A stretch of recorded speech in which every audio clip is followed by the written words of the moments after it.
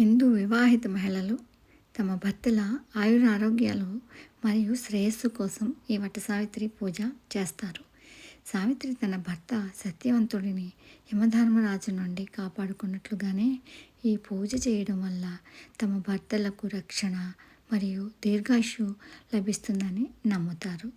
వటసావిత్రి లేదా వట పూర్ణిమ పూజలో ముందుగా ఉదయాన్నే స్నానం చేసి అందమైన సంప్రదాయ దుస్తులు ధరించాలి.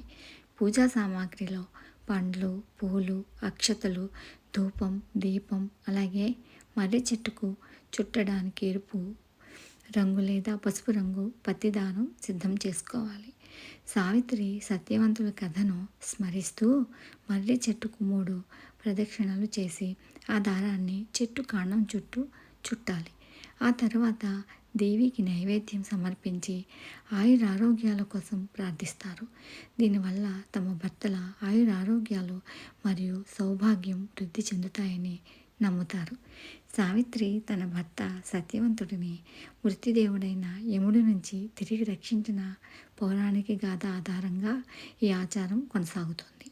మర్రి చెట్టును దీర్ఘాయుష్కు మరియు బ్రహ్మ, విష్ణు, మహేశ్వరుల ప్రతీకగా భావిస్తారు. కాబట్టి దీనికి ఇంత ప్రాధాన్యత ఉంది. ఓం శ్రీ మాత్రే నమః.